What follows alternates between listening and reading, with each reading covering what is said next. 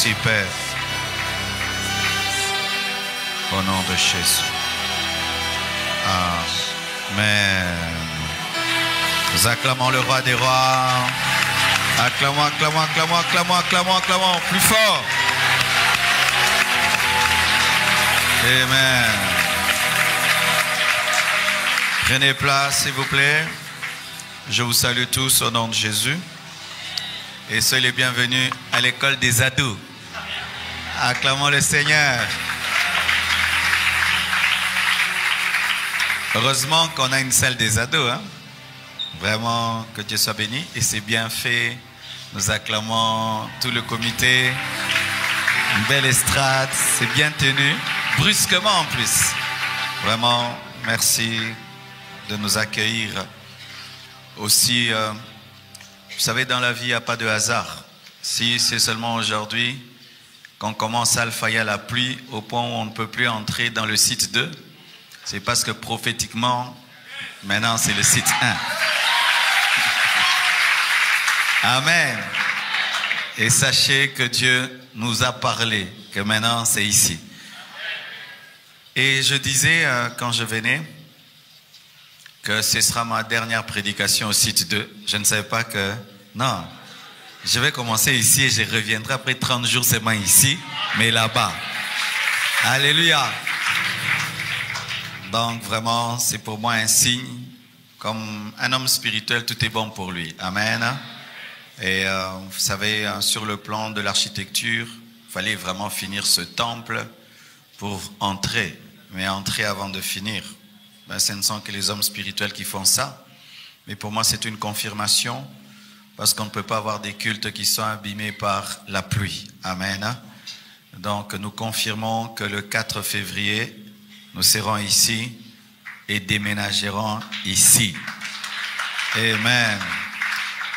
Et pour tous ceux qui n'ont jamais été au chantier, après le culte, tu visites les chantiers. Amen. Je vais donner mon enseignement qui sera la base de ces assises, qui va aider aussi tous les orateurs de Alpha pour avoir les bases de ce thème. Dis à ton voisin, sauver pour sauver. Ton voisin de gauche, sauver pour sauver. Ton voisin de droite, sauver pour sauver. Ton voisin de devant, sauver pour sauver. Ton voisin de derrière, sauvé pour sauver. Seulement ton voisin qui a jeûné, sauvé pour sauver. Mais tu dis, pasteur, comment je vais savoir? Au moins, nous sommes debout. 2 Timothée 2, versets 1 à 2. Toi donc, mon enfant, fortifie-toi dans la grâce qui est en Jésus-Christ.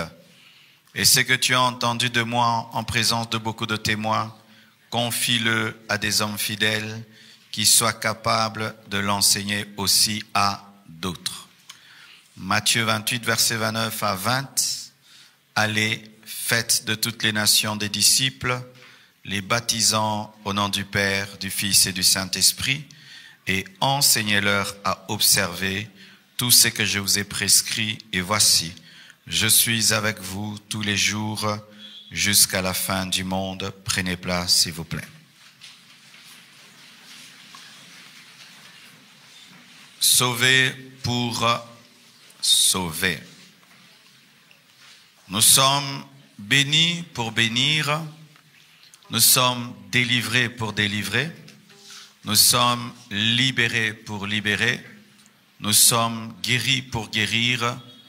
Nous sommes nés de nouveau pour amener d'autres personnes à naître de nouveau. Amen.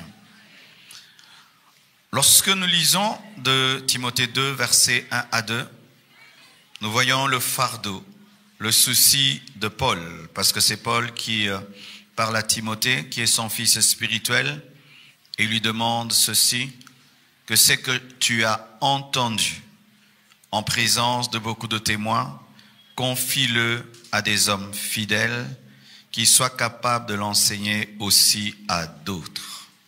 Le plan de Dieu, c'est le relais. Amen. Je te donne, tu donnes, il donne et il donne. Un ministère se révèle par 4 générations.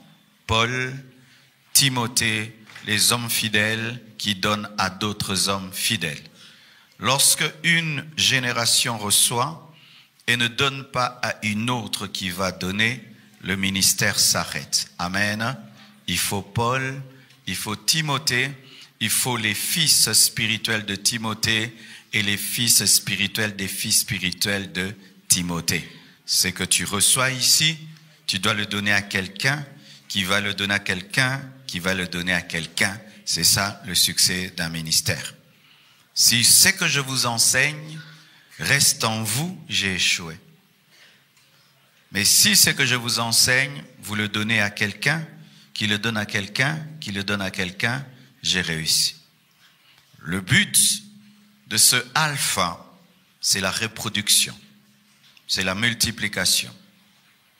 Le Seigneur m'a dit que cette année, l'Église va beaucoup grandir, beaucoup.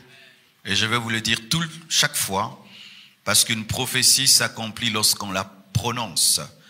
Mais le secret de la croissance de cette année, c'est lorsque vous allez donner ce que vous avez reçu à des gens qui vont le donner à d'autres. Sans cela, la prophétie ne va pas se réaliser.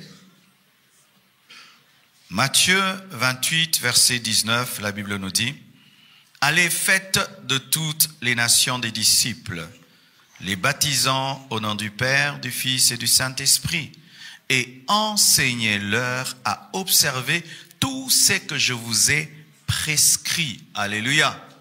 C'est-à-dire que Jésus a fait des disciples qui devaient faire des disciples. Si on fait de toi un disciple et toi tu ne fais pas de disciple, tu bloques l'œuvre de Dieu. Amen. On m'a enseigné, je vous enseigne. Et d'autres même engendrent des églises qui engendrent des églises. Ainsi mon Père spirituel a réussi parce que moi qui suis son fils, j'ai engendré des fils qui engendrent des fils. Sauvé pour sauver, disciple pour engendrer des disciples. Aujourd'hui, je vais plus insister sur une chose, que rien ne se perde. Amen. Que personne ne se perde. Jean 6, verset 12, la Bible dit, « Lorsqu'ils furent rassasiés, il dit à ses disciples, « Ramassez les morceaux qui restent afin que rien ne se perde. » Lorsque tu es un homme de miracles et de prodiges, et que tu as multiplié du pain et du poisson, tu dois dire, j'étais, n'est-ce pas? Demain, je ferai encore des miracles. Mais Jésus ne dit pas ça. Ramasser, garder pour que rien ne se perde. Le premier miracle, c'était le miracle surnaturel. Le deuxième miracle, c'était la gestion. Dieu ne veut que rien ne se perde. Dieu n'aime pas le gaspillage. Et là même sur le plan humain, tu jettes des choses à la poubelle, tu achètes des choses et des choses et des choses et des choses. Dieu n'aime pas le gaspillage. Jésus pouvait dire, j'étais dans les poubelles, demain encore je vais faire des miracles. Mais malgré qu'il a la capacité de multiplier les pains tous les jours, il dit, ramassez, gardez, afin que rien ne se perde. Dieu n'aime pas la perte. Dieu n'aime pas la perte. Le Dieu que tu pries a une nature. Il n'aime pas perdre. C'est quelque chose sur lequel nous allons insister ces derniers temps. Dieu n'aime pas le gaspillage. Dieu n'aime pas le gâchis. Il n'aime pas la perte de temps, la perte d'argent, la perte des âmes, la perte d'onction. Dieu n'aime pas la perte. Lorsque tu comprends cela, tu vas bien gérer tout ce que Dieu te donne. Une fois, je suis allé fréquenter des missionnaires qui venaient du Cameroun. Ils étaient les disciples de Zacharias Tanefamoun, qui est l'un des grands enseignants de la parole au Cameroun. Il est déjà décédé. Et ces missionnaires-là lorsqu'il préparait même la poule, il mangeait les pattes. Il disait pourquoi? Il ne faut pas perdre ce que Dieu donne. Même les pattes, il mangeait. Même les intestins des poules, il mangeait. Pour que rien ne soit perdu. On leur avait enseigné qu'il ne faut pas perdre même $1 de la mission. Que rien ne se perde. Jésus dit qu'on ramasse du pain, qu'on ramasse le poisson. Waouh! C'est ça ton Dieu. Dieu n'aime pas le gaspillage. Dieu n'aime pas la perte. Et lorsque un caractère de Dieu est révélé dans un verset, lorsque tu veux savoir si c'est vraiment la nature de Dieu, tu dois rechercher cette nature dans toute la Bible. C'est comme ça que tu sauras si c'est doctrinal ou bien ce n'est qu'un seul endroit. Et j'ai commencé à chercher dans la Bible la pensée de Dieu sur la perte et j'ai eu peur. J'ai eu peur, mes frères. Regardez. Luc 10, versets 20 à 24. Un autre vint et dit, « Seigneur, voici ta mine, que j'ai gardée dans un linge, car j'avais peur de toi, parce que tu es un homme sévère. Tu prends ce que tu n'as pas déposé, et tu moissonnes ce que tu n'as pas sémé. Je te juge. » Il lui dit, « Je te juge sur tes paroles, méchant serviteur. Tu savais que je suis un homme sévère, prenant ce que je n'ai pas déposé, et moissonnant ce que je n'ai pas sémé. Pourquoi donc n'as-tu pas mis mon argent dans une banque afin qu'à mon retour, je le retirasse avec intérêt? » Puis il dit à ceux qui étaient là, « ôtez-lui la mine et donnez-la à celui qui a 10 mines. » Vous connaissez la parabole des mines. Celui-ci reçoit une mine, l'autre 2, l'autre 3. Et chacun, l'autre 5, celui qui a 5 multiplie la 10, celui qui a 2 multiplie la 4, mais celui qui n'a qu'une seule mine, au lieu d'avoir même 2, il garde la mine et lorsque le maître vient, il dit, reprends ta mine, j'avais peur de toi, tu es méchant, tu récoltes là où tu n'as pas sémé, reprends ta mine. Alors que c'est faux, Dieu ne récolte jamais là où il n'a pas sémé, il récolte toujours là où il a sémé. Alléluia. Et cet homme ne connaissait pas son maître. Et qu'est-ce qu'il fait? Il lui rend sa mine. On peut dire qu'il était fidèle. Il était fidèle, on lui a donné $10, il a rendu $10. Mais son maître connaissait le principe des intérêts. Il lui dit non, tu m'as fait échouer. Parce que le temps que tu avais la mine, j'allais avoir des intérêts. Si tu avais seulement mis ma mine, pas sous la terre ou sous ton lit, mais en banque, j'aurais eu des intérêts. Si ça n'allait pas doubler, j'aurais même une mine, 5. Et à cause de cela, jetez-les dans le feu. À cause de cela, prenez sa seule mine, donnez à celui qui a multiplié les 5 et qui a eu 10. Car à celui qui a, on ajoutera, et celui qui n'a pas, on ôtera. Jésus parle de la banque dans la Bible, la banque. Jésus parle de la banque. Tout ce que Dieu te donne, Dieu cherche un intérêt dedans. Alléluia. Tout ce que Dieu vous donne, Dieu cherche un intérêt. Tout. L'intelligence, l'argent, la bénédiction, l'onction, les âmes. Tout ce que Dieu investit en toi, Dieu doit trouver un intérêt. Et si tu lui rends seulement ce qu'il t'a donné et tu penses que tu étais fidèle, tu as échoué. Si Dieu te sauve toi et au dernier jour, tu te présentes seul, tu as échoué. Si Dieu te sauve toi, au dernier jour, aucun membre de ta famille, personne dans le quartier, personne dans le monde n'a profité de ton salut, tu as échoué. Cet homme a ramené la mine. Mais le maître dit qu'il a mal travaillé. Pourquoi? Il a perdu. Oui, si je prends $100 000, je mets dans une banque. Après 10 ans, on me rend mes $100 000, c'est une perte. Parce que je pouvais prendre ces $100 000, je les multiplie, et puis j'ai 1 million, mais on m'a rendu mon argent, mais ce n'est plus mon argent, c'est une perte. Rendre à Dieu ce qu'il t'a donné après des années, sans l'avoir multiplié, est une perte. Encore. Ézéchiel 33. Matthieu 18 d'ailleurs. Et quiconque reçoit en mon nom un petit enfant, comme celui-ci, me reçoit moi-même. Mais si quelqu'un scandalisait un de ces petits qui croient en moi, il vaudrait mieux pour lui qu'on suspendît à son cou une meule de moulin et qu'on le jetât au fond de la mer. Malheur au monde à cause des scandales, car il est nécessaire qu'il arrive des scandales, mais malheur à l'homme par qui le scandale arrive. Là, il ne s'agit même plus de garder ce que Dieu t'a donné. Là, il s'agit maintenant d'égarer les gens que Dieu a sauvés. La Bible dit que si un enfant de l'école des ados, un enfant de l'écodime, qui a cru en Jésus, toi un jour, à cause de ton caractère, de ton langage, de ta manière d'être, tu amènes cet enfant-là à rentrer dans le monde. Vaut mieux qu'on te prenne, qu'on mette sur ton cou une meule et qu'on te jette dans l'eau, que tu te noies et que tu meurs, dit la Bible. Est-ce que vraiment nous comprenons la portée de ces passages? Regardez comment nous traitons entre nous. Tu parles à un frère, tu t'en fous si ça va le décourager.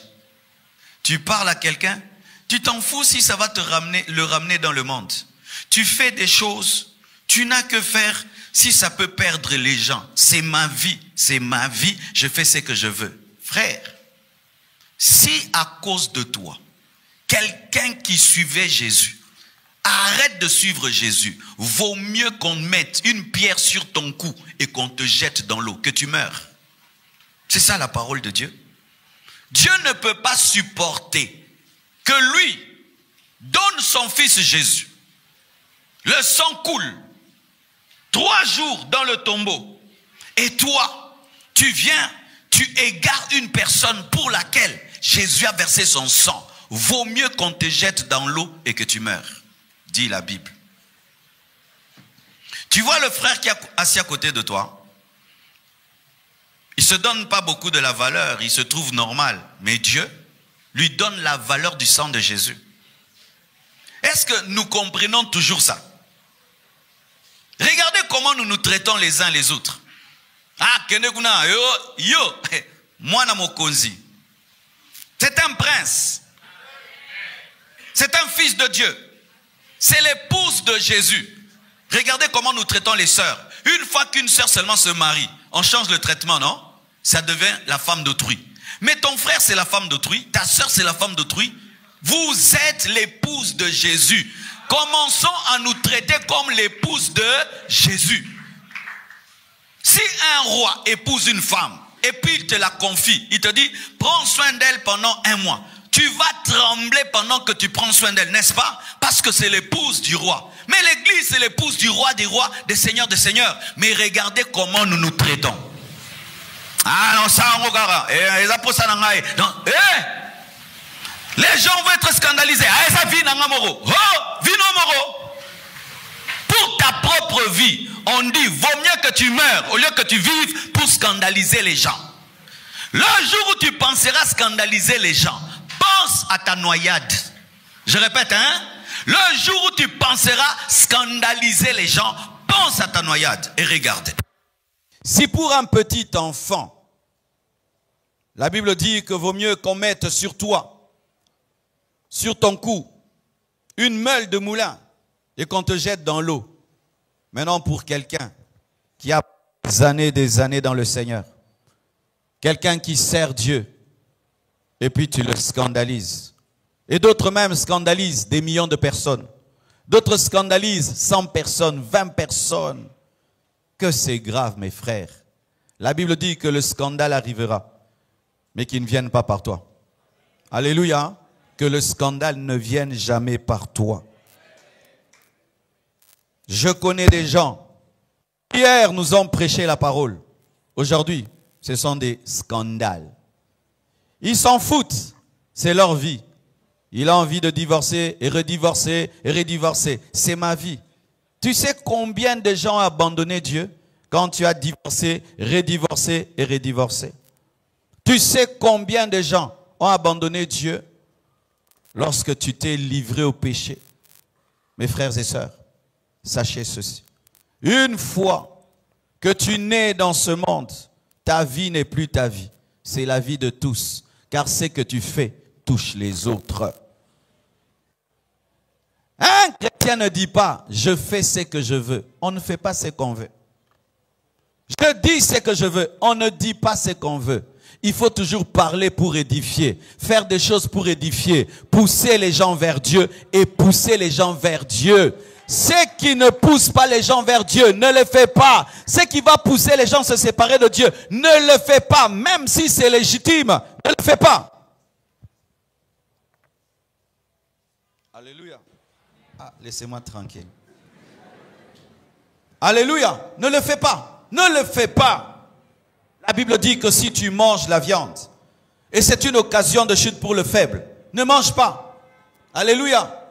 La Bible dit que si ce qui est ta liberté devient une occasion de chute pour le faible, prive-toi de ta liberté. Pourquoi? Parce que tu ne dois pas être un scandale. Nous devons avoir le frein dans nos vies afin de garder les gens dans la foi. Mais je remarque dans l'église, nous parlons très très mal. Très très mal. Frère, celui-là à qui tu parles mal, tu sais comment il est venu à l'église? Comment il était dans le péché? Comment il s'est battu avec le péché? Et puis il vient à l'église. Il a renoncé à sa vie passée. Et toi, à l'église, tu lui donnes une parole qui lui donne envie de rentrer dans le monde. S'il rentre dans le monde, mon frère, même si tu ne te noies pas, tu es noyé.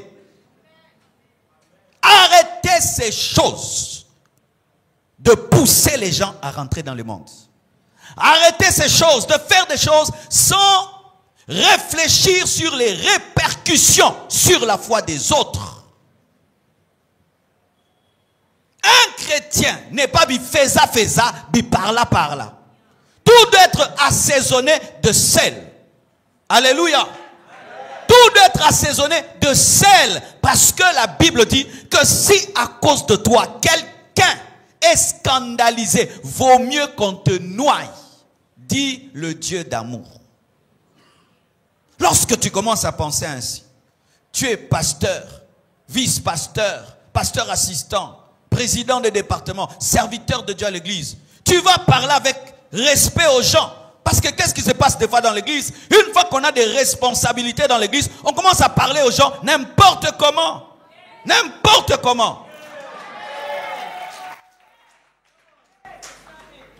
Et des gens qui n'amènent personne à l'église, mais qui blessent les gens.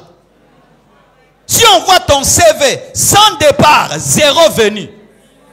Frère, tu es maudit. Tu es maudit. Parce que te jeter dans l'eau, c'est la malédiction. C'est la malédiction. On n'est pas là pour s'entre-blesser. On n'est pas là pour s'entre-décourager. On n'est pas là pour s'entre-tuer. On est là pour se protéger, pour se garder, à rester chrétien. Frère, aide l'autre à demeurer chrétien. Alléluia. Quelqu'un quitte sa maison avec des problèmes. Il vient à l'église. Qui lui parle mal? Un chrétien. Il y en a jip noir rouge, les marangotés. Vraiment. À l'église. À l'église. À l'église. On a des gens qui parlent comme ça aux gens. Ils s'en foutent. Ils s'en foutent. Lui, il a parlé. Et bon, on a ce qui yo, ça pense faible et fragile. Nous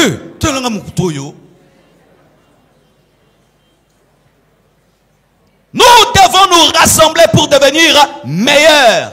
Pas pour devenir pire. S'il y a une chose que nous devons faire, c'est nous encourager. Nous encourager. Si une âme perd le chemin du salut à cause de toi, vaut mieux que tu sois noyé.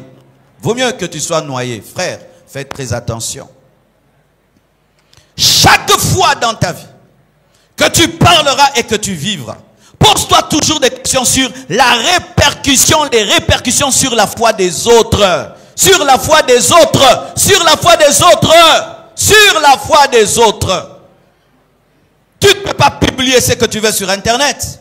Tu ne peux pas faire ce que tu veux sur Internet. À l'église, tu es choriste. Les gens te voient. Mais sur TikTok, tu donnes danses des musiques bizarres, tu t'habilles bizarrement. Tu ne sais pas combien de gens abandonnent le Seigneur. Vaut mieux que tu te noies. Oh, ezavi nangamoko. Oh. Pananda kukasikti. Alléluia. Tu ne t'appartiens pas. Tu nous appartiens. Nous nous appartenons. Nous nous appartenons. Nous nous appartenons. Ce qui te touche nous touche. Dieu jugera quiconque a été une source de scandale et de chute, même pour un tout petit. Même pour un tout petit. Même pour un tout petit de l'écodime. Pour un tout petit de l'écodime. Dimanche, j'étais à l'orphelinat. Ce sont des êtres humains, les enfants. Ils m'ont posé la question. Pasteur, pourquoi tu ne viens pas souvent nous voir? Et je devais répondre. Je devais expliquer mon agenda. Pourquoi tu as coupé les cheveux? Je devais expliquer le départ de mes cheveux. Pourquoi tu as coupé la barbe? Je devais expliquer le départ de la barbe. Ce sont des enfants. Et si tu lui réponds mal, tu le blesses, tu as blessé Jésus. Tu as blessé Jésus. Respectons-nous, respectons-nous, aimons-nous, respectons-nous, respectons-nous. Dieu nous jugera pour tout comportement face à un petit.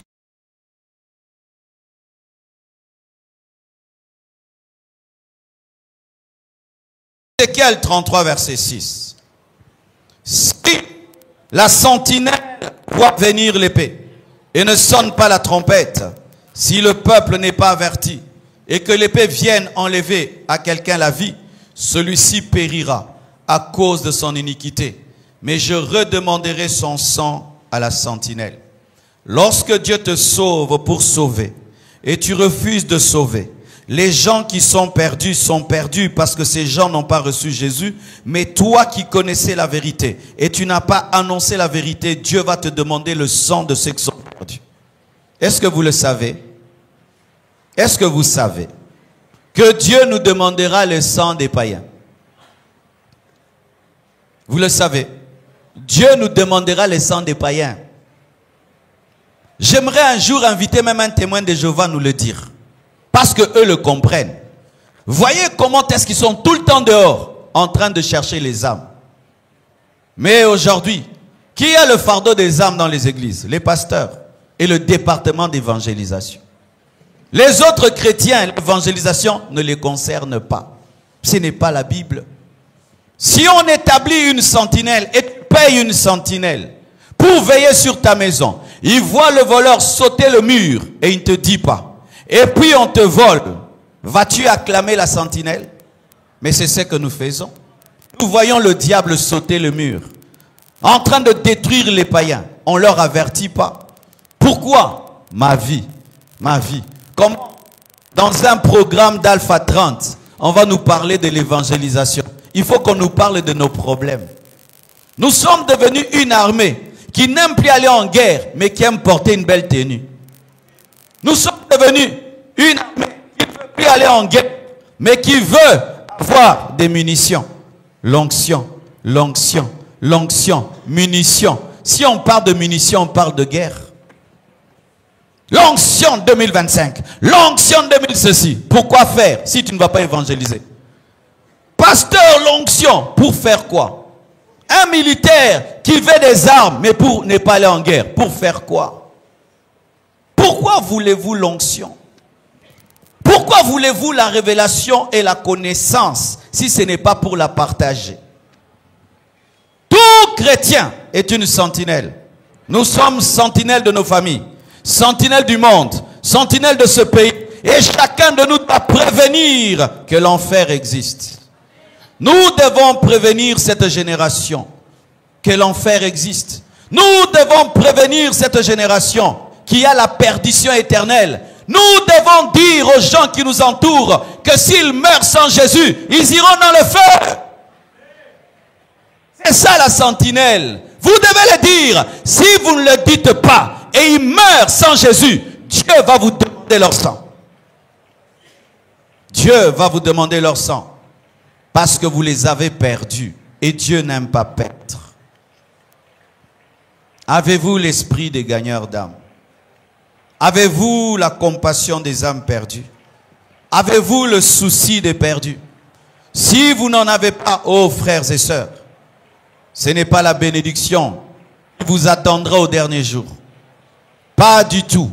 Mais c'est le sang qui vous sera redemandé. 1 Corinthiens 9, verset 16. Si j'annonce l'évangile, ce n'est pas pour moi un sujet de gloire. Ce n'est pas pour moi un sujet de gloire. Car la nécessité m'en est imposée. Et malheur à moi, si je n'annonce pas l'évangile. Si je le fais de bon cœur, j'en ai la récompense. Mais si je le fais malgré moi, c'est une charge qui m'est confiée. Paul, le grand Paul, l'apôtre de la grâce, dit ceci, que s'il ne prêche pas l'évangile, il est maudit. Il est maudit. Malheur à moi, Paul, si je ne prêche pas l'évangile. Si malheur à moi, Paul, si je ne prêche pas l'évangile. Si le grand Paul peut être maudit, s'il ne prêche pas l'évangile, alors quoi? Alors moi. Mais oui, mes frères. Malheur à vous qui ne prêchez pas l'évangile. Malheur à vous qui ne prêchez pas l'évangile. C'est ce que la Bible dit. Quiconque ne prêche pas l'évangile est malheureux. Quiconque ne prêche pas l'évangile est malheureux. Prier, c'est bien. Jeûner, c'est bien.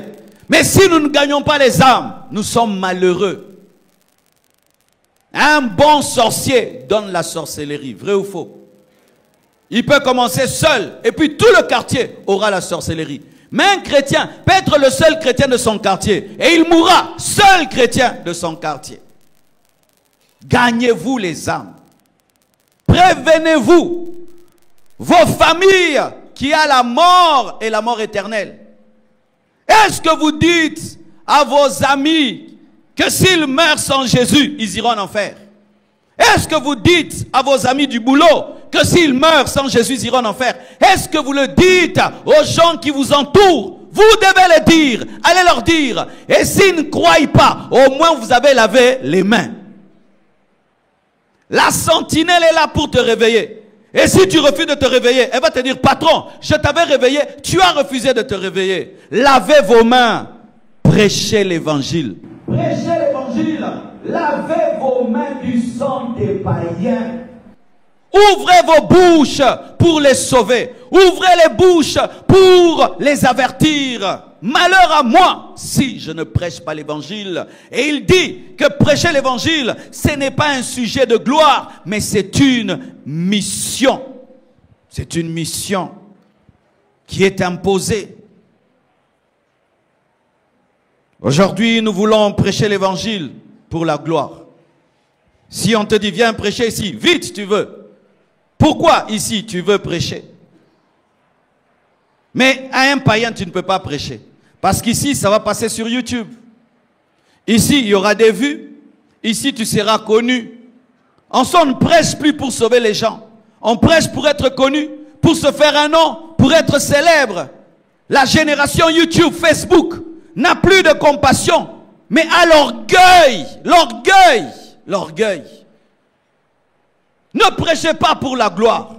Ne prêchez pas pour être connu. Ne prêchez pas pour être célèbre. Prêchez pour sauver. Prêchez pour sauver. Et quand tu prêches pour sauver, tu vas prêcher à l'école, tu vas prêcher dans le bus, tu vas prêcher à la maison, tu vas prêcher sans caméra. Sans caméra, tu vas prêcher. Mais si pour toute chose, pour prêcher, il faut la gloire, il faut les abonnés, il faut les likes, il faut les j'aime, tu ne vas pas servir Dieu. Les âmes sont en train de mourir. Alors que nous étions au palais du peuple, plein là-bas. Oh, il paraît aussi que quelque part aussi, les païens ont rempli. Il y avait des concerts du monde le 31 décembre. Plein, plein, plein, plein. Mais ces gens qui sont allés dans ces concerts devaient être dans des veillées de prière. Mais pourquoi ils n'y sont pas? C'est parce qu'il y a des gens qui ont l'évangile, mais qui n'ont pas prêché. Cette année, prêchez. Cette année, parlez.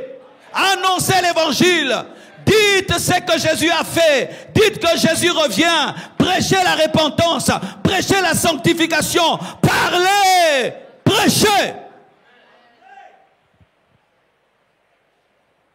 Je vois des gens qui veulent une croissance de l'église sans participer. Ils veulent devenir fidèles d'une grande église, mais eux-mêmes n'amènent personne à l'église, ne gagnent personne à l'église. Ce n'est plus leur souci. Avez-vous toujours le souci d'amener quelqu'un à l'église? Avez-vous toujours le souci d'amener quelqu'un à l'église? Je vois certains vos pages Facebook, le jour qu'on a culte, vous ne parlez même pas qu'on a culte. Sur ta page Facebook, il n'y a même pas Alpha 30. Sur ton statut WhatsApp, il n'y a même pas Alpha 30.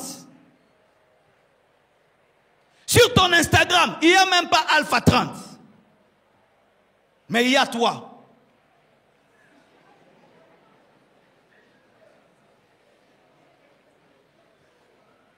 Mais oui, tu parles de tout, mais tu ne parles pas de l'évangile, tu ne parles pas de Dieu, tu ne parles pas de l'œuvre de Dieu. Réveillez-vous, entrez dans le travail. Réveillez-vous, entrez dans le travail. Réveillez-vous, entrez dans le travail. Sortez de la distraction, sortez de la mondanité. Nous ne sommes pas en train de jouer, nous sommes en guerre. Nous sommes en guerre. Nous sommes dans un combat contre les œuvres des ténèbres, afin de sauver les âmes. Et pendant que certains travaillent, d'autres s'amusent. D'autres s'amusent, mais ils veulent prendre la gloire des gens qui ont travaillé.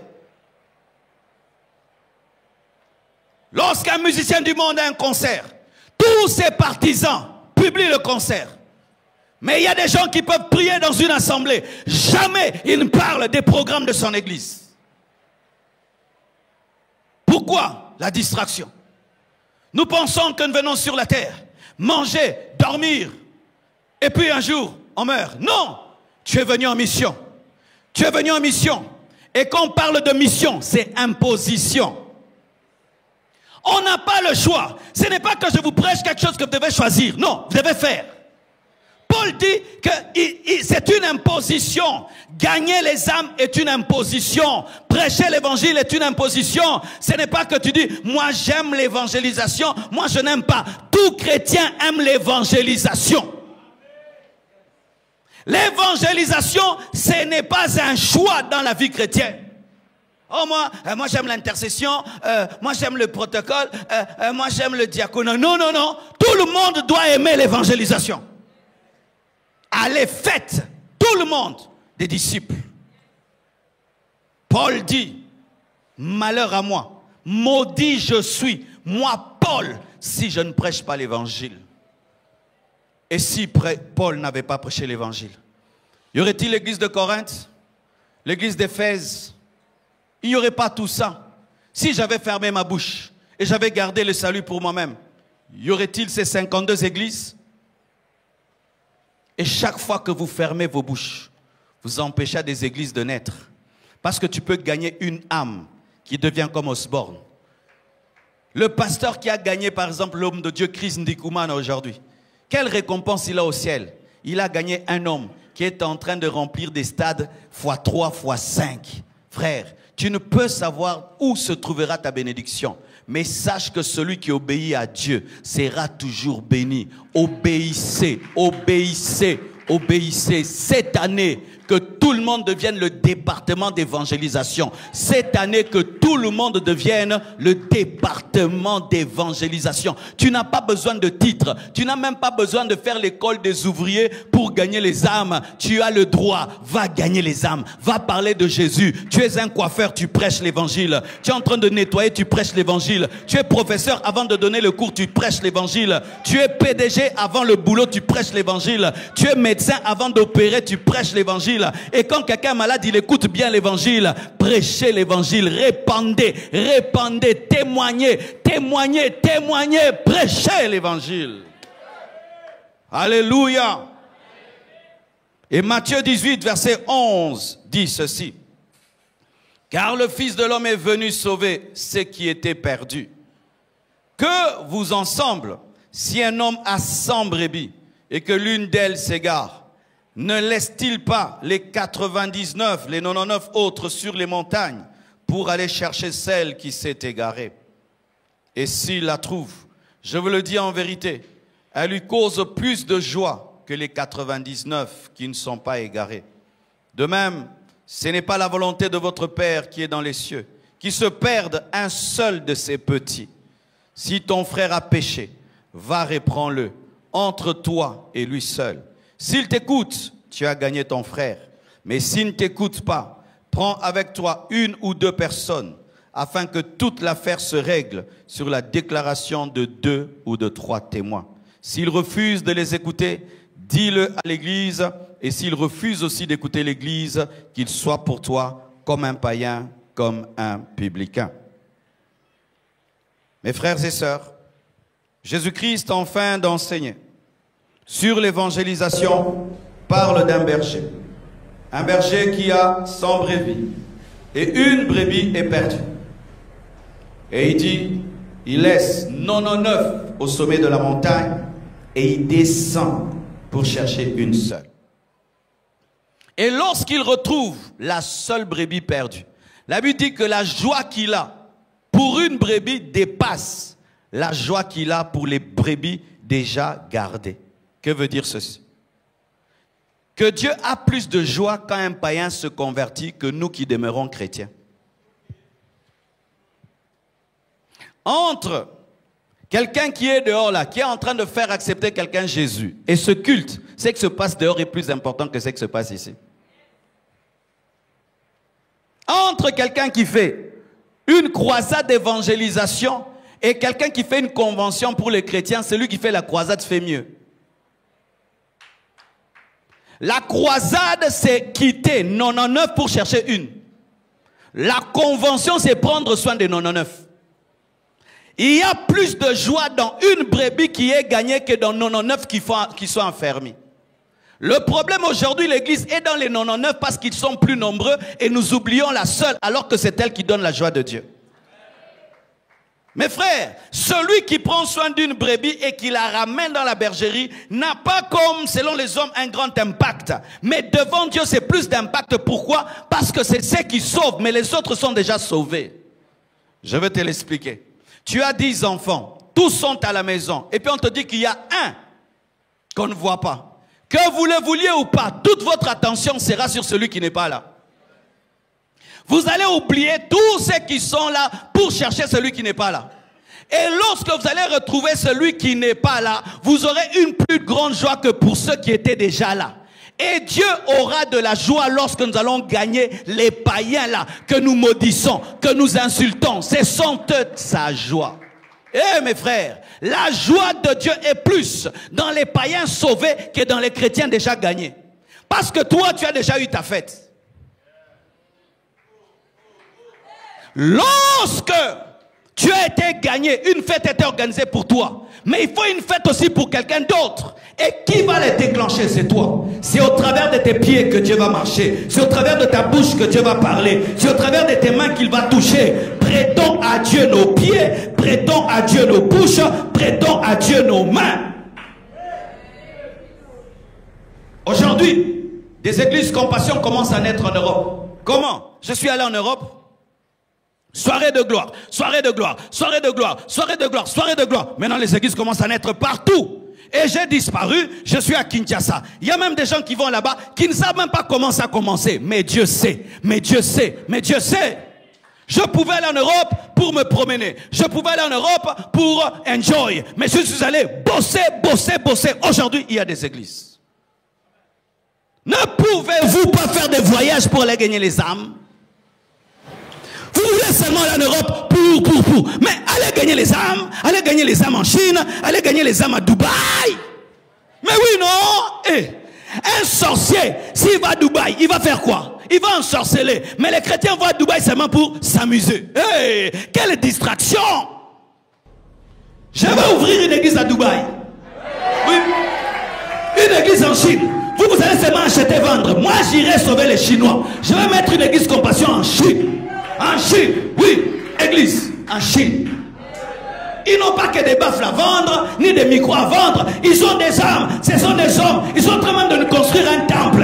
Oh, donnez-moi la main. Une âme sauvée donne plus de joie à Dieu qu'1 million déjà sauvés. Si tu veux que Dieu t'aime, donne-lui la joie. Commence à gagner les âmes. Commence à gagner les âmes. Commence à gagner les âmes. La faveur de Dieu sera sur toi. La faveur de Dieu sera sur toi. Qui sont en train de bouger le monde aujourd'hui? Ce sont les évangélistes. Pasteur Chris n'est pas pasteur, hein? Regardez la gloire de Dieu qui est sur son ministère. Pourquoi? Il prend soin de la seule brebis qui est partie. Alléluia. Alléluia. Alléluia. Acclame le Seigneur.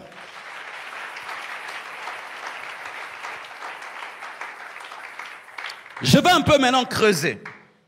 C'est bien de gagner une âme, mais si on la gagne pour la perdre, ça sert à quoi? C'est pourquoi il faut le suivi. Cette année, nous allons gagner les âmes, mais nous allons les suivre. Qui? Nous tous. Nous tous, nous allons devenir les départements de suivi.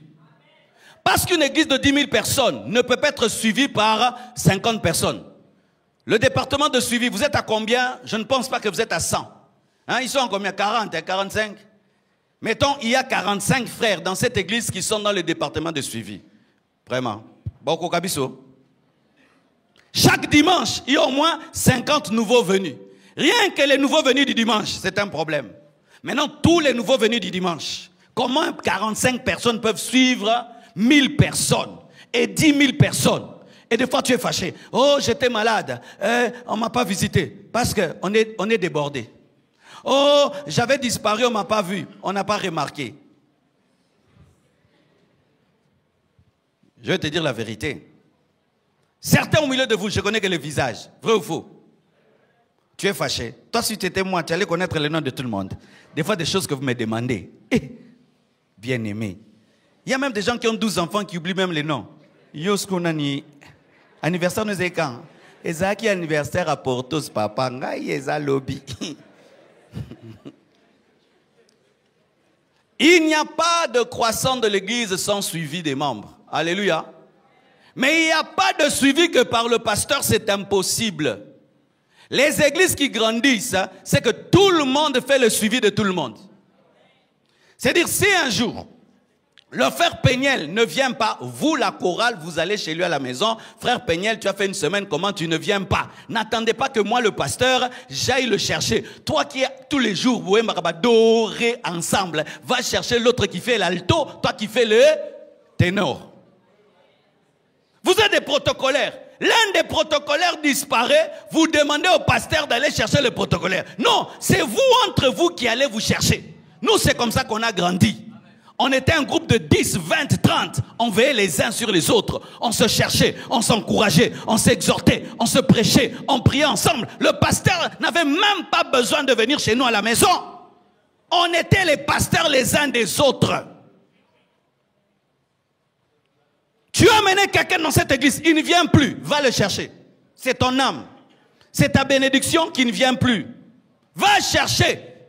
Même si ça fait 3 ans, 4 ans, va chercher cette personne. Va l'appeler. Aujourd'hui, le suivi est facile. Rien qu'un SMS, rien qu'un voice peut donner à quelqu'un la joie. Alléluia. Écris à cette personne. Fais un appel. Va aller chercher. Quand une église grandit, on tombe dans le piège de dire, ça fait quoi? Même s'il ne vient plus, il sera remplacé dimanche, non? Vrai ou faux? Si toi aujourd'hui tu quittes, dimanche on te remplace, vrai ou faux? C'est pourquoi il y a toujours des gens. Mais combien ne viennent plus? Combien ne viennent plus? Que tu connais personnellement, que tu peux appeler, tu connais sa maison, tu sais là où il travaille. Fais un tour, parle-lui frère. Comment tu ne viens plus? Ah, j'étais découragé, j'ai eu très de problèmes. Non, la Bible dit qu'il faut aimer Dieu en toutes circonstances. Toutes choses concourent au bien de ceux qui aiment Dieu. Amen, amen mon frère. Je vais venir dimanche. Il vient dimanche, je lui prêche, il reste à l'église. C'est ta récompense, c'est ta récompense. Vous cherchez les bénédictions à Mangengenge. Non, la bénédiction est dans ton frère, dans ta sœur, dans un homme, dans une femme. Manifestez de l'amour, manifestez de l'amour, manifestez de l'amour, manifestez de l'amour. Et la Bible dit, lorsqu'il gagne cette âme, il se réjouit. Mais la Bible dit que si ton frère a quelque chose contre toi, va le voir. Amen. Allons voir les gens. Et de deux, s'il ne t'écoute pas, cherche encore 2 autres personnes. S'il ne vous écoute pas, parlez-en à l'église. Ensuite, rejetez la personne comme païenne. C'est-à-dire qu'à l'église, pour traiter quelqu'un comme un païen, c'est un long processus. Des fois, les gens m'accusent. Oh, pasteur, tu aimes beaucoup tes amitiés plus que la doctrine. Non, je suis biblique. On n'abandonne pas les gens comme ça parce que les gens sont devenus méchants. Quelqu'un avec qui tu as prêché la Bible, avec qui tu as grandi, tu ne l'abandonnes pas facilement. Nous, on aime abandonner les gens. Ah, Micha Bungi, bois qui c'est. Eh, Bungi, bois qui ça. Ye, bois qui ça. Yo, bois qui si. Bois qui ça. Yo, ma terre, ma bé. Kendeli Fellow. Oh, vous pensez que c'est ça, Dieu? Dieu cherche les gens. Et quand tu vas seul, il ne t'écoute pas, tu prends encore quelqu'un. Il ne t'écoute pas, tu prends une deuxième personne. Et puis tu en parles à l'église. Pour abandonner quelqu'un, c'est difficile. Ça doit être difficile d'abandonner quelqu'un. Les chrétiens n'abandonnent pas les gens facilement. Vous connaissez ces gens? Ah, garçon, aligné fima kasi, bo pegise, please bo pegise. Ok, ndega. Pourquoi? Parce que l'amour est têtu. Nous abandonnons les gens facilement parce qu'on ne les aime pas assez. Quand on aime quelqu'un, même si on te dit quoi, tu l'abandonnes difficilement. Et je t'assure, si par ton amour, tu as ramené quelqu'un qui était perdu, ta récompense sera plus grande que les gens qui sont à l'aise qu'avec les saints. Si quelqu'un ose mettre sa sainteté en jeu pour sauver quelqu'un, il ressemble plus à Jésus que toi. Parce que Jésus, qui est saint, est venu parmi les pécheurs afin de les sauver. Le problème aujourd'hui, les chrétiens, si tu crains Dieu, ils ont de l'amour pour toi. Tu commences à avoir des problèmes dans ta sanctification, dans ta marche avec Dieu. Foulou, lifelo, hein, ndeko, ndeko. Si mon frère Jonathan est mon frère seulement parce qu'il craint Dieu, c'est ça être famille, une famille? C'est ça la famille? Donnez-moi la main, hein? Yo nga te muto ba pasanga linga ko po banga ensemble. Te yo linga ko po na banga ensemble. E bon so ko na sali kama munene otika nga bolingwa mabe. Bolingwa mabe. Donc ton frère là à l'église ici, c'est ton frère parce qu'il craint Dieu. Le jour que ton frère fait quelque chose de mal, c'est fini, hein? C'est ce que la Bible dit. Mais c'est ce qu'on fait. Et le frère là, ah, aventurier, aventurier, aventurier. Mais c'est l'aventurier là qui t'a amené à Jésus. C'est l'aventurier là qui t'avait enseigné. Maintenant, lui, il a des problèmes, hein, aventurier. Mais toi, quand tu étais vrai aventurier, il a dit Jésus t'aime. Eh, donnez-moi la main, hein.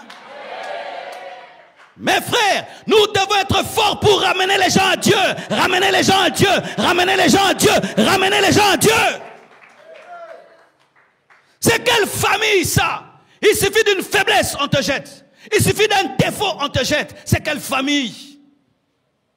Quel est ce parent? L'enfant né avec une infirmité, il le jette. Qui fait ça? Qui fait ça? L'enfant a l'infirmité. Une mère enfante un enfant qui est aveugle. Il dit c'est mon enfant. L'enfant est sourd, c'est mon enfant. Il l'amène tous les jours à l'hôpital, espérant qu'un jour, l'enfant va guérir. À quoi bon nous appeler l'église si nous sommes l'église que lorsque tout va bien? À quoi bon nous appeler frères et sœurs si nous sommes frères et sœurs que lorsque tout est correct? Mais quand il y a des anomalies qui entrent, des combats, des luttes, on n'est plus frères. Donc on n'a jamais été frères. Ça, Satan aime ça. Parce que pendant que nous traitons ainsi, les magiciens ne font pas ça, hein, n'est-ce pas? Les occultistes ne font pas ça. Les marabouts ne font pas ça. Mais les chrétiens, il suffit seulement que tu aies un problème dans ta marche avec Dieu. Alors que Dieu est en train d'espérer que tu changes, les chrétiens, eux, vont dire à Dieu que Dieu te jette. Cette année, nous allons faire le suivi. Cette année, nous allons aimer. Un amour qui transforme les autres.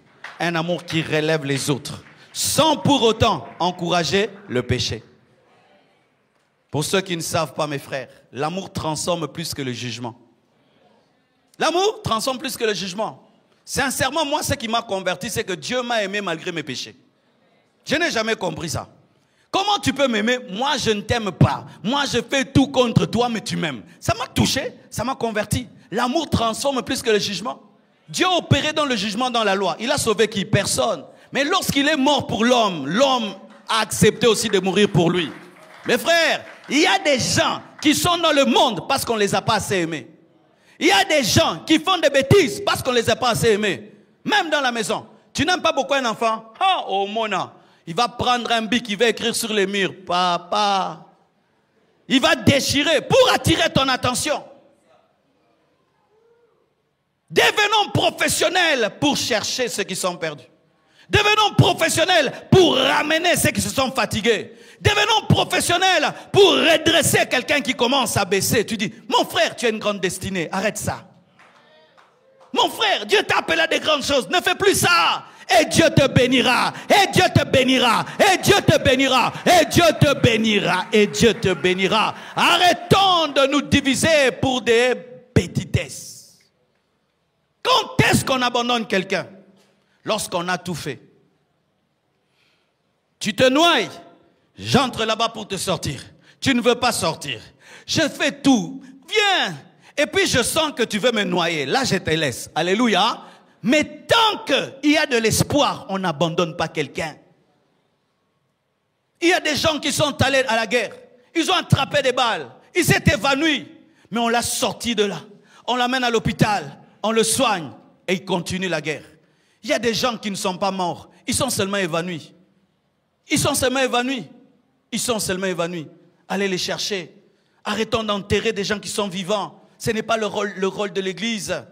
Arrêtons cela. Oh frère tel, il vient toujours. Il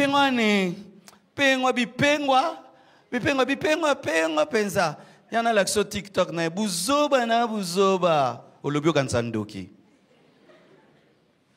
As-tu déjà pleuré pour quelqu'un qui s'égare? As-tu déjà pleuré pour quelqu'un qui s'est égaré? Un jour, j'étais en train de prier pour mon ministère. Dieu m'a dit, arrête de prier pour ton ministère. Prie pour tel homme de Dieu, tel homme de Dieu, tel homme de Dieu. Je les aime, ce sont mes serviteurs. Hein? C'était pendant un scandale. J'ai commencé à pleurer pour eux. Ce jour-là, j'ai découvert l'amour de Dieu. Mon frère, Dieu a créé l'homme à son image, à sa ressemblance. Hein? Alléluia. Cet homme-là que toi, tu appelles démon. Dieu, quand il le voit, il voit le sang de Jésus-Christ. Hein? C'est-à-dire que tant qu'il y a de l'espoir, Dieu espère que la personne revienne. De la même manière que le Père, tous les jours, regarda à l'horizon si le Fils prodigue allait revenir. Tous les jours, Dieu attend que tel et tel revienne à lui. Et Dieu espère encore. C'est pourquoi des fois vous êtes étonnés. Malgré tout le péché qu'ils font, comment ils ne meurent pas? Parce que Dieu espère que le souffle de vie qu'il lui a donné lundi va l'amener à la conversion. Et Dieu espère encore mardi. Espère encore, espère encore, espère encore. Mes frères et sœurs, que Dieu nous donne le cœur de Dieu. Nous sommes son cœur. Nous sommes sauvés pour sauver. Nous ne sommes pas sauvés pour perdre les gens. Et je termine en disant au service du protocole et à tous ceux qui sont à ma porte, comme je l'ai dit hier, arrêtez de mal parler aux gens. Arrêtez de mal parler aux gens. Amen. Hein? Arrêtez de traiter les gens comme si c'était des choses.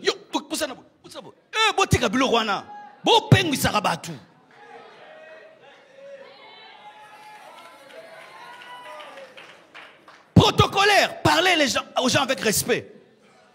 Je veux voir le pasteur, je veux voir le pasteur. Asseyez-vous s'il vous plaît. Vous voulez le voir pourquoi? Je suis malade. Est-ce que vous avez fixé un rendez-vous? Non, il n'y a pas de rendez-vous. Allez, Kende, vous avez un rendez-vous, hein? Montre ton téléphone. Parce que tu avais écrit. Est-ce que Jésus avait écrit à la femme à la perte des sangs? Jésus, il a écrit à la femme à la perte des sangs. Rentre à la maison, hein. Tu déranges papa. La personne rentre dans le monde. Dit, j'ai cherché l'amour dans le monde, je ne l'ai pas trouvé. À l'église, il n'y a pas d'amour, il rentre dans le monde. Vous, protocolaire, vous serez jugé au dernier jour. Secrétariat, vous serez jugé au dernier jour. Sécurité, jugé au dernier jour. Oui, vous serez jugé. Vous tous qui êtes à côté des hommes de Dieu, qui blessez les gens, vous serez jugé au dernier jour. Vous serez jugé au dernier jour. Eh, donne-moi la main, hein? Quelqu'un qui vient sous la pluie comme ça. J'ai vu comment les gens marchent à pied, hein? Ce n'est pas parce qu'on est si propre que tout le monde est venu en voiture, hein? Il y a des gens qui ont vécu des choses. Maintenant, il vient à l'église. Et au lieu d'aller chercher un féticheur, il veut voir le pasteur. Même si le pasteur n'est pas disponible, il y a une manière de parler aux gens. Donne-moi la main, hein? Et si tu es impoli chez vous, quittez les portes de l'église. Tous les impolis, quittez les portes. Hein? Tous les impolis, arrêtez de travailler aux portes des églises. Tous les impolis, quittez les portes. Je suis sérieux, hein? Tout impoli. Toi, tu ne sais pas parler aux gens. Tu te connais que toi, tu ne sais pas parler aux gens. Quitte les portes. Tu n'as pas ça.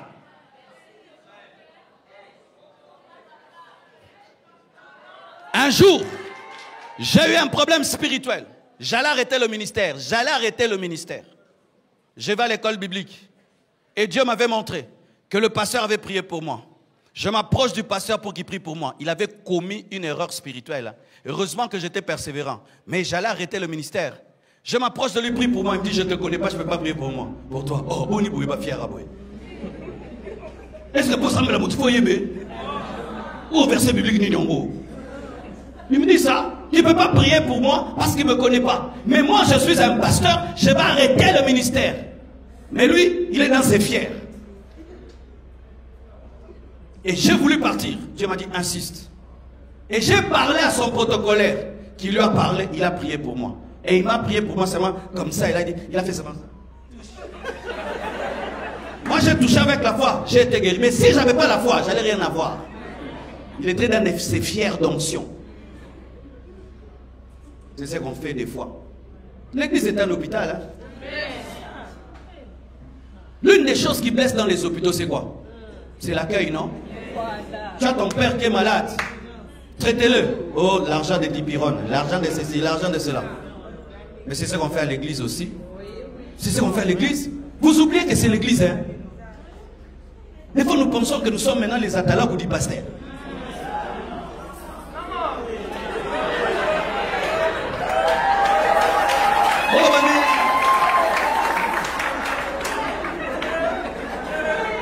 Number one a commis.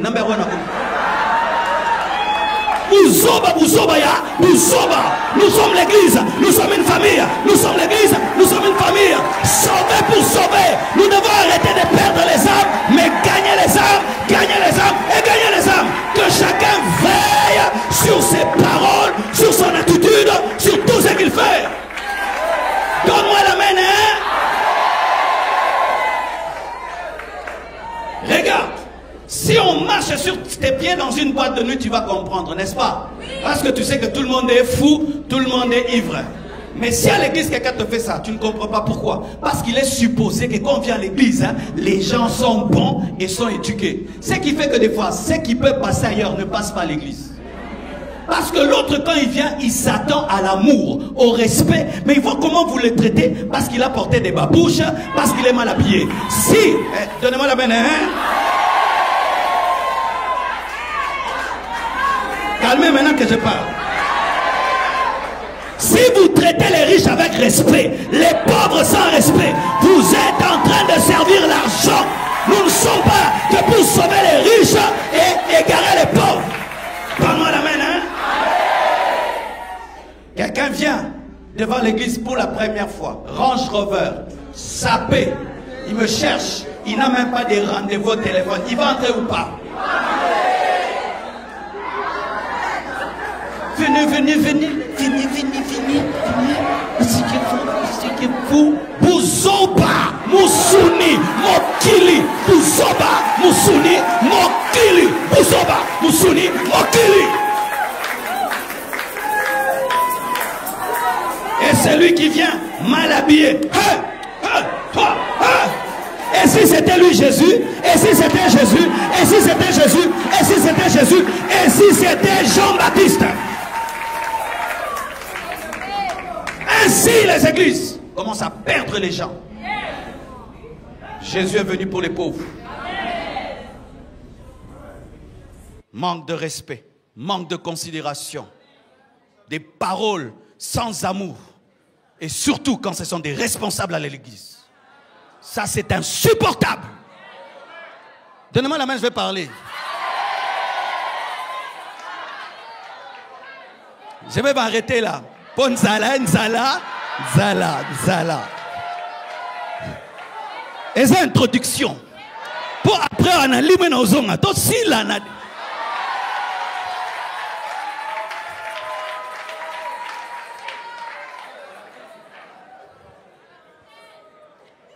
Mes frères et sœurs, lorsque dans l'église, ceux qui sont responsables commencent à parler aux gens n'importe comment,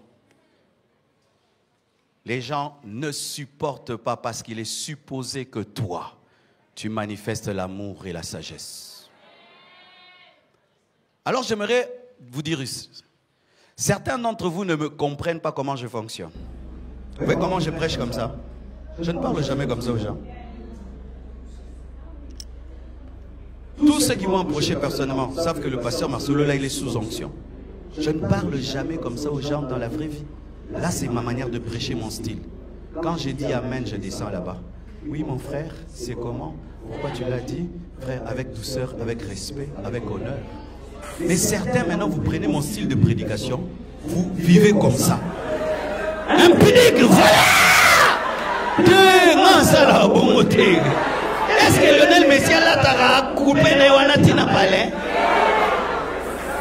En français, est-ce que Lionel Messi porte son shirt jusqu'à la maison? Là-bas, c'est papa. Il ne joue pas tout le temps au ballon. Maintenant, le problème, c'est que certains, vous prenez ce style de parler, autoritaire et sévère, dans la prédication, mais quand vous êtes normaux avec les gens, vous êtes comme ça. Non.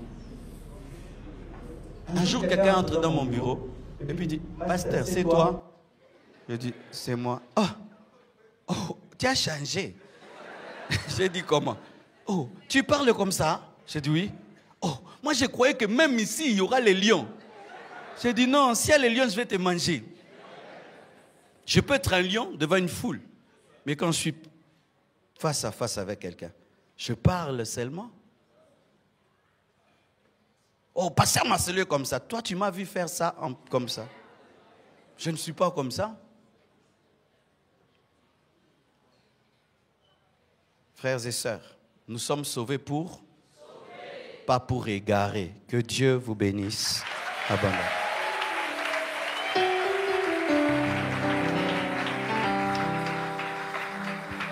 Jésus